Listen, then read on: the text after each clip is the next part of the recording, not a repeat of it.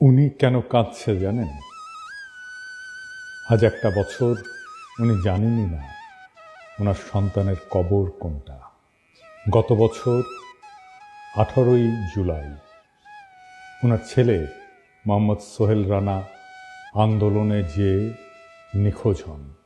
পরবর্তীতে যখন জানতে পারেন আঞ্জুমানে মফিদুল ইসলাম থেকে রায়ের বাজার বদ্ধভূমি কবরস্থানে 114টি বেওয়ারিশ লাশ দাফন করা হয়েছে, ছুটে যান সেখানে।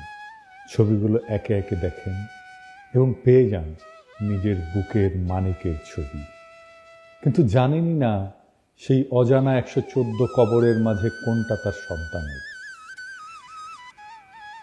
বিগত 1 বছর এই সব পরিবারের জন্য কি করেছেন বাংলাদেশের অন্তর্বর্তীকালীন সরকার? কেন 1 বছরেও এই সকল কবর চিহ্নিত করলেন না আপনারা? প্রফেসর ইউনূস, আপনার লজ্জা লাগে না?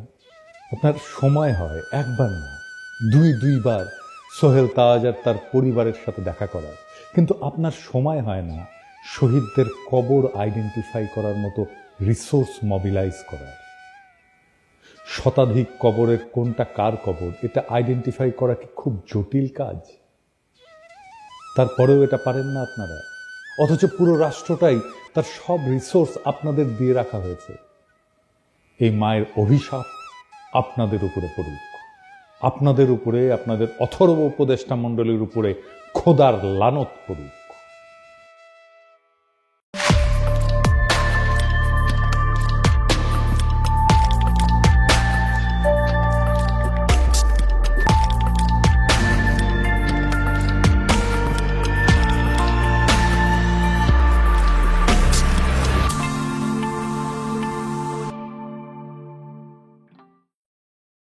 আমরা যখন ছাত্র রাজশাহীতে, তখন পাপিয়াও রাজশাহী ইউনিভার্সিটির ছাত্র দল নেত্রী তুখোর বক্তা।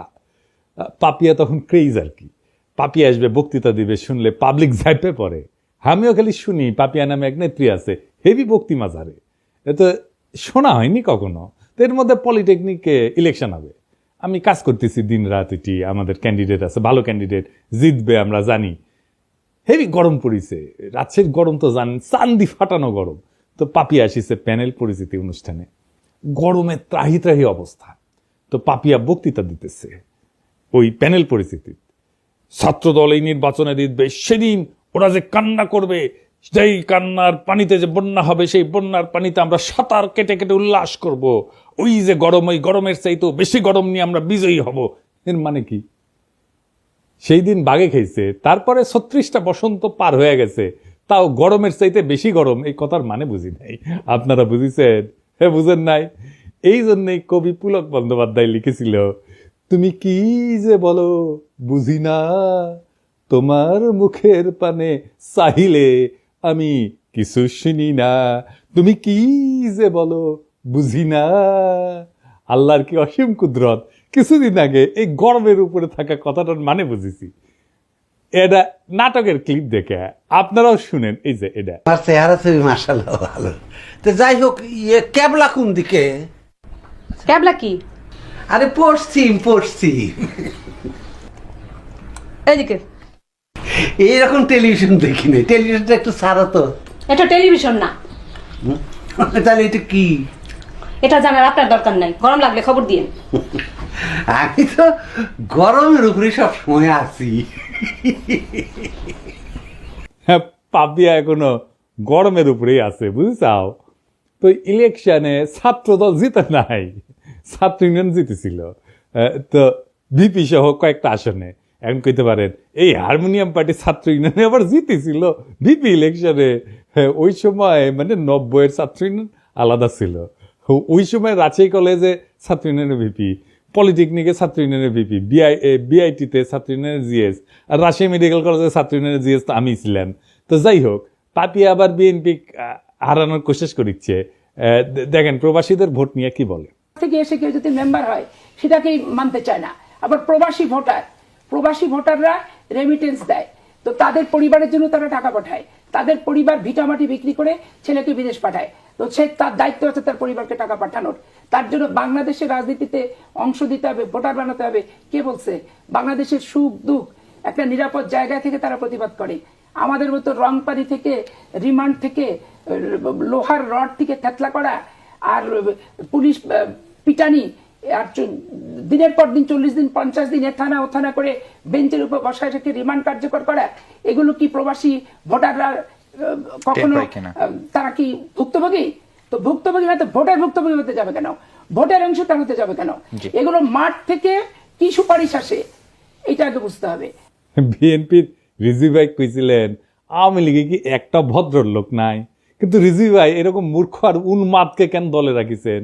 ও তো রাজনীতির কিছুই বুঝে না। ওর মাথাত কেউ ঢুকেছে প্রবাসীরা বিএনপি ভোট দিবে না, আর ওই সারিন্দা বাজানো শুরু করেছে প্রবাসীদের ভোটই দিবার দিবি না, যাতে যেন বিএনপি জিতে। প্রবাসীরা জেল জুলুম সহ্য করে না, তাই ভোট দিবার পারবে না। হ্যাঁ, উই এখনো গরমের মধ্যে আছে। হামাক কয় সকলে, দাদা ও কিছু কবেন না। কি আর কমু, ওর মাথার স্কুপ কুটি খুলে পড়েছে, ওটা খুঁজে দেয় না, ওটা খুঁজে দেওয়া লাগবে, তাহলে ঠিক হয়ে যাবে সব। বেশি গরম পড়েছে বোধ হয়। তো এর মধ্যে হয়েছে কি, চট্টগ্রামের বাঁশখালী ওই এক এনসিপি সংগঠনকে মাইরে একেবারে ফাইটে ফেলিছে বিএনপি, যে দেখেন নাম। তো এনসিপির নাসির পাটোয়ারি ও আবার নাকি বারবি কয়, তোর বক্তব্যের জবাব সালাউদ্দিন দিছে ওই হাত তুলে, গায়ে হাত তুলে মাইরে পিটে। আমরা কিছু কইছিলাম, আমরা ওই জুতা মারিছিল না লোকজন, মারিছে। এবার আমরা গেলাম মারবি কলে সালাউদ্দিনের লোকজন। শিবরাত্রির বডিগার্ডকে তো নিয়মিত তোষণ কইরা ওই ফজো পাগলা আর ওই যে ইন্ডিয়ান চ্যানেলে যে দেশবিরোধী বক্তব্য দেয় রুমিন পাড়ানা এবং প্রবাসীদের অপমান করে পাপিয়া, এই সমস্ত ঘটনায় আমরা এখন যদি ধরে পাপিয়াক বাম্বু দিই ক্যাঙ্কা হবে? এক নাসির পাটোয়ারি একটা রাজনৈতিক বক্তব্য দিছে, শুরু হয়ে গেল প্রকাশ্যে হামলা। চরমনাইকে সালাউদ্দিন সাহেব বলছে চরের দল, আর কয়েকটি দল সোহরাওয়ার্দী উদ্যানে জনসভা করেছে, বলছে সংসদের নিম্ন কক্ষে অনুপাত চাই, উচ্চ কক্ষে অনুপাত চাই, অনুপাত ছাড়া নাকি বাংলাদেশে নির্বাচন হবে না। যারা এই কথা বলছে তারা একটা চরের দল, তারা কখনো একটি আসনও পায় নাই, একটা মেম্বার চেয়ারম্যানও হইতে পারে নাই। শেষ পর্যন্ত একটা সিটি কর্পোরেশনের নির্বাচনে আওয়ামী লীগের অধীনে নির্বাচনে গেছে, সেই নির্বাচন আমরা বর্জন করেছিলাম, সেখানে একটা দন্ত মোবারক শহীদ হয়ে গিয়েছে। যুদ্ধ ছাত্রদের মুতে ভাসিয়ে দিতে চাইছিল। এগুলো কি? এই কথা বললে একেবারে স্যাট করে উঠলে হবে। 16 বছর চোদনের উপরে থেকে সালাউদ্দিনের মতো নেতারা ছাড়া হয়ে গেছিল। কক্সবাজারের নাকে খদ দিয়া বদিয়ার বাইকটা জাফরের ভয়ে রাজনীতি করিছে, ওগুলো জানি না আমরা। আর আজ জুলাইয়ের এক তরুণের রাজনৈতিক বক্তব্যের জবাব দিচ্ছে গায়ে হাত তুলিয়া, গাড়ি বাওয়ারে হামলা কইরা, পথসভার মঞ্চ ভেঙে দিয়া। এই বিএনপি বড় বড় নেতারা খুব হুঙ্কার দেয়, কিন্তু শহীদ সালাউদ্দিন কাদের চৌধুরীর ফাঁসির পরে সারা দেশে একদিন হরতাল দিতে পারে নাই। চট্টগ্রামে আধা বেলা হরতাল ডেকে দায়িত্ব সারিছিল, এখন এদের র্যাডম বেড়েছে, আর্কিলিস হয়ে গেছে। এইসবের পরিণতিকালে খুবই খারাপ হবি। রাজনৈতিক প্রতিপক্ষকে ডিল করা শিখেন, যাদের দয়া পলিটিক্যালের সাহস ফিরে পেয়েছে তাদের কটু কথার সমালোচনা সহ্য করা শিখেন। জুলাই একটা বড় দল, আওয়ামী লীগ আপনাদের চাইতে বড় দল ছিল, ওর দিছে বাচ্চারা, দিল্লি পাঠিয়ে দিছে। এমন আর একটা পরিস্থিতি তৈরি করেন না, আপনাদের কোলে যাওয়ার জায়গা নাই। বড় দলের অভিভাবক সুলভ আচরণ হবে, দয়া এবং ভালোবাসা দিয়া। আপনারা নিজেদেরকে রাজনৈতিক প্রতিপক্ষ ভাবেন, মাথায় যদি নিজেদের বয়স্ক মুরব্বী আর তাদের বাচ্চা ভাবেন, তাহলে ভাই আপনারা রাজনীতি করতে পারবেন না। আবার বিএনপি লেসপেন্সার গুলা করছে কি, যে ছেলেটা নাকি লিক করতো, অথচ জুলাই বিপ্লবের সক্রিয় অংশগ্রহণকারী এবং আহত যোদ্ধা। গত জুলাই সে মাথা এবং পায়ে ছলরা গুলি খাইছিল এবং আহত হওয়ার পরে এই ব্যাপারটা সরকার কিন্তু যাচাই করছে, লাইভ এসে জুলাই যোদ্ধা কার্ড দেখাইছে, যে দেখেন। ইতিমধ্যে একটা খবর আমরা পেলাম যে বাঁশখালী, চট্টগ্রামের বাঁশখালীতে আমাদের একজন সংগঠক এবং আমাদের নেতা একই সাথে গত জুলাই সে আহত, গুলিবিদ্ধ, তার পায়ে এবং মাথায় ছড়া গুলি যেটা, সেটা সেই মানে আহত সে, এবং সে এনলিস্টেড আহত, যেটা মানে সরকার কর্তৃক যেটা জুলাই যোদ্ধা কার্ড দেওয়া হয় আর কি আহতদের জন্য। এরপরেও যদি তাকে মারা জায়েজ করার জন্য লিগার বানাইতে চান, তাহলে আর কিছু বলার নাই। হ্যাঁ, আওয়ামী লীগের সাথে যে আচরণ করেছিলাম আমরা, আপনাদের সাথে সেটা শুরু করব, এবং এটা করলে আপনাদের চটি বাটি গোল হয়ে যাবে, কয়ে দিলাম আগে থেকেই। আবার দেখেন বিএনপির এক যুব নেতা স্লোগান দিচ্ছে, তুমি কে আমি কে বাঙালি বাঙালি। শুনুন।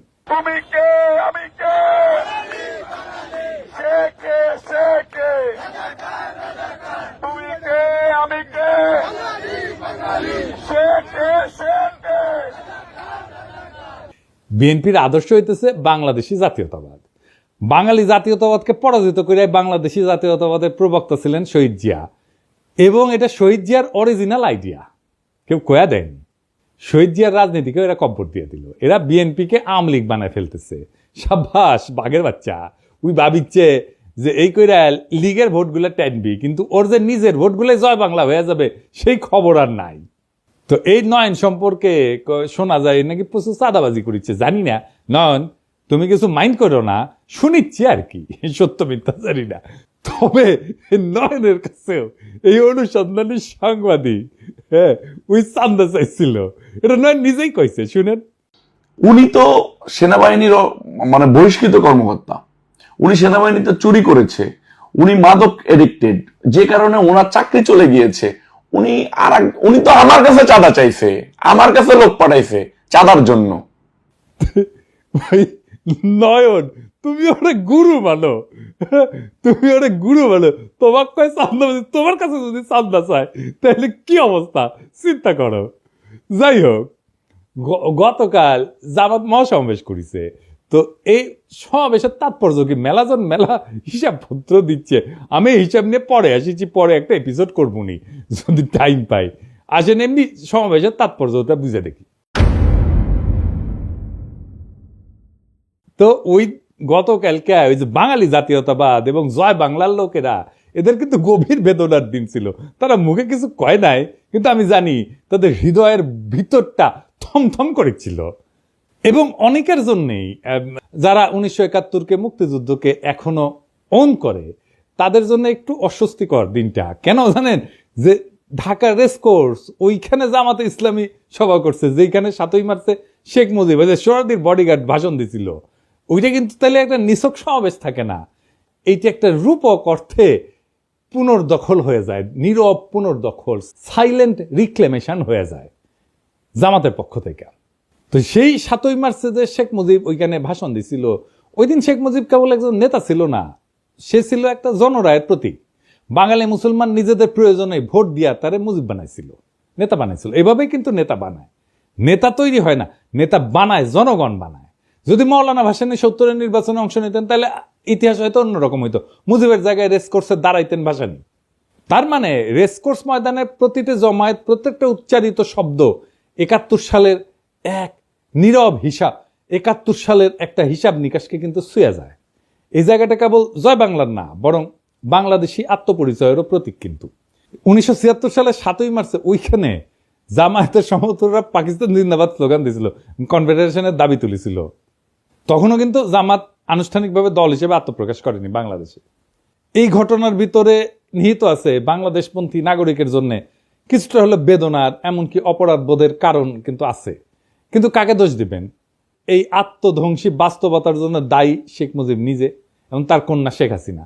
কারণ তারা জনগণের ভোটের পরিবর্তে ভরসা করছে ইন্ডিয়ার উপরে, এবং কলকাতার চিন্তকদের ইন্টেলিজেন্সিয়ার মাধ্যমে বাঙালি জাতীয়তাবাদকে আমদানি করে আমাদের উপরে চেপে দিছে কলোনিয়াল তালুকদারির উত্তরাধিকার হিসাবে, যার ফলাফল বাংলাদেশের মুসলমানরা তাদের প্রত্যাখ্যান করছে। সত্যি কথা বলতে, যদি আওয়ামী লীগ 1975-এর পর গণতান্ত্রিক ধারায় ফিরে আসতো, আর কলকাতার ইন্টেলিজেন্সিয়ার পরামর্শে বাঙালি জাতীয়তাবাদ চাপাই না দিয়া বাংলাদেশি চেতনাকে বিশ্বাস করত, যদি তারা জিয়ার তুলনায় আরো গণতান্ত্রিক হওয়ার দিশা বেছে নিত, তাহলে আজ তাদের এমনভাবে উৎখাত হইতো না। তাই আজ যারা বাঙালি জাতীয়তাবাদের পতাকার নিচে বুক চাপড়ায় কাটতেছেন, তাদের অনেকেই শেখ হাসিনার ওই ভারত ঘেঁষা রাজনীতির বিরুদ্ধে আপত্তি করেন নাই, কিন্তু বরং নিজেদের ভিতরের ইসলাম বিদ্বেষ থেকে জামাতকে গালি দিচ্ছেন, জিন্নাকে গালি দিচ্ছেন, বাঙালি জাতীয়তাবাদকে ধর্ম বিদ্বেষের হাতিয়ার বানাইছিলেন। শুধু তাই না, হাসিনার নির্মম নির্যাতন, নিপীড়ন, গুম, খুন, হত্যাকাণ্ডে তারা নীরব সমর্থন দিচ্ছেন। বিদেশে লুটপাট করার টাকা ভাগাভাগিতেও তারা মুখ ফেরায় থাকেনি। এবং এরই ফলাফল হলো আজকের এই পরিণতি, আওয়ামী লীগের পতন আর জামাতের উত্থানের বাড়তি সুযোগ। তবে এই মিটিং আর একটা অভাবনীয় ঘটনা ঘটছে। কি সেটা? জামাতের আমির আমার অত্যন্ত পছন্দের বড় ভাই, তিনি 2 বার বক্তৃতা দিতে গিয়ে কোলাপস করে পড়ে গেছে। এইটা কি একটা রাজনৈতিক দলের নেতার জন্য কাম্য একটা বিষয়, কাম্য ঘটনা? এর ফলে কি জামাত আগাইলো না পিছাইলো? জামাতের কি দুর্নাম হবে? ওনার কি নেতৃত্বের সামর্থ্য নিয়ে প্রশ্ন উঠবে? না, এতে ওনার জনপ্রিয়তা বাড়বে। হিসাব করে দেখেন কারণটা কি? এতে একটা আবেগের সংহতি তৈরি হয়। নেতা যদি হঠাৎ অসুস্থ হয়ে পড়ে, জনগণ তাকে রক্ত মাংসের মানুষ হিসেবে দেখতে শুরু করে এবং একটা সহানুভূতির ঢেউ তৈরি হয়। মানুষ মনে করেন তো দেশের জন্য এরকম করছেন, এই অনুভূতি কাজ করে। এইভাবে কোলাপস করলে তাকে একজন ত্যাগী যোদ্ধা হিসেবে তুলে ধরে। দেখো দেখো দেশের জন্য কতটা কষ্ট করতেছেন, এই বার্তা ছড়ায় পড়ে। পলিটিক্সে সবাই কথা বলে, কিন্তু সবাই কথা বলার মতো থাকে না। আর যখন কেউ কথা বলার মাঝখানে হঠাৎ এইভাবে নিঃশ্বাস হারায় ফেলেন, তখন মঞ্চ কেঁপে ওঠে। একটা শরীরের পতনে তখনই শুরু হয় এক নতুন ধরনের রাজনীতি। না, আমরা বীরত্বের কথা বলতেছি না, বলতেছি ভাঙনের মধ্যে দিয়ে উত্থানের কথা। যখন নেতা কোলাপস করেন, তখন তিনি কেবল মাটিতে পড়েন না, তিনি পড়ে যান মানুষের হৃদয়ের গভীরে। শফিক ভাই এইভাবেই হৃদয়ের গভীরে পড়ছেন। যেটা ঘটছে আমরা দেখছি, একটা জনসভা, লক্ষ লক্ষ মানুষের ভিড়, নেতা কথা বলতেছেন, সরাসরি আগুন জ্বরা ভাষণ, হঠাৎ থেমে গেলেন, নিঃশ্বাসের শব্দ বেড়ে যায়, 1 পা 2 পা করে, তারপরে ধপাস করে পড়ে গেলেন মঞ্চেই। অনেকে চিৎকার করে উঠছেন, কিন্তু তিনি কি সত্যি পড়ে গেছেন, নাকি ঠিক তখনই তিনি মানুষের হৃদয়ে উত্থান করেন? আমি কয়েকটা আন্তর্জাতিক ঘটনার কথা বলি। রবার্ট এফ কেনেডি ভাষণ শেষে গুলিবিদ্ধ হয়ে মঞ্চে পড়ে যান। কোনো রাজনৈতিক প্রতীক কখনো এত রক্তে জন্ম নেয়নি। তার জন্য পোস্টার ছাপা হয়, এতেই উনার জনপ্রিয়তা আকাশচুম্বী হয়ে যায়।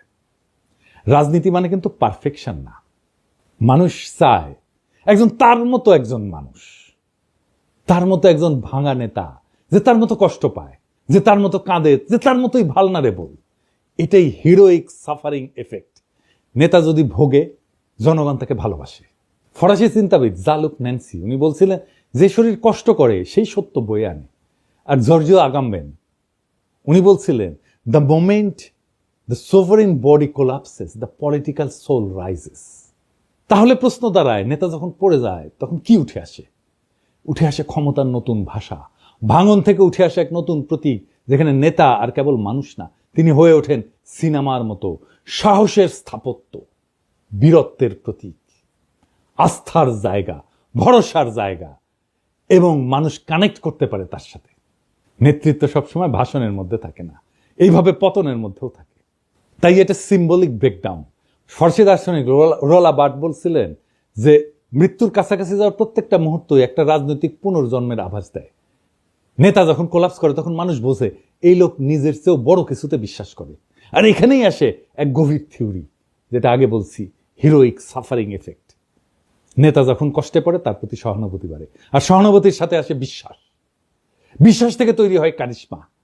জার্মান সমাজবিজ্ঞানী ম্যাক্স ওয়েবার বলছিলেন, কারিশমা হচ্ছে এক ধরনের ঐশ্বরিক বা অতিপ্রাকৃত বৈধতা, যা দুর্দিনে প্রকাশ পায়। নেতার শরীর যখন হার মানে, মন তখন কথা বলে, আর মনই তখন জনগণের সাথে একাত্ম হয়ে যায়। সুতরাং নেতা যখন তার ভাষণের মঞ্চে পইরা যান, তখন আমরা যদি দুঃখ করি, তাহলে কিন্তু আমরা ঘটনাটা বুঝি না। আর যদি ভাবি উনি দুর্বল হয়ে পড়ছেন, তাও ভুল। কারণ নেতা আসলে তখনই সবচেয়ে শক্তিশালী হয়ে ওঠেন, তখন তার শরীর চিত হয়ে পড়ে থাকে আর জনগণের মন তার দিকে ঝুঁকে পড়ে। রাজনীতি কেবল শব্দের খেলা না, এটা কখনো কখনো শরীর ভাঙার বিনিময়ে মন জয়ের কাহিনী। শফিক ভাই মানুষের মন জয় করে ফেলছেন। উনি মন জয় করার মতোই মানুষ, একজন অত্যন্ত উঁচু মনের মানুষ, একজন অত্যন্ত ক্যাপাবল লিডার। শফিক ভাই দ্রুত আরোগ্য লাভ করেন, আবার রাজনীতির মঞ্চে ফিরে আসেন। আমাদের অনেক কাজ করতে হবে একসাথে, সেই কাজে শফিক ভাইকে দরকার, শফিক ভাইয়ের মতো নেতা দরকার, শফিক ভাইয়ের মতো মুরব্বী দরকার। আমরা চাই আমাদের নেতা আমাদের মতোই হোক, আমাদের মতোই রক্ত মাংসের মানুষ হোক, আমাদের মতোই দুঃখ পাক, আমাদের মতোই কষ্ট পাক, আমাদের মতোই কান্না করুক, আমাদের মতোই ভালনারেবল হোক। আমাদের রাজনীতিতে সেই রকম নেতা সবাই হয়ে ওঠেন। আমরা সেই কামনা করলাম, সেই নেতারাই আগামীর বাংলাদেশ নির্মাণ করতে পারবে। সেই দিনের অপেক্ষায় আমরা থাকলাম। আমরা সেই দিন একসাথে আবার সেই বিপ্লবকে পুনর্নির্মাণ করব, আবার সেই বিপ্লবের স্বপ্নে আমরা নতুন বাংলাদেশ গড়ে তুলব। ইনকিলাব জিন্দাবাদ।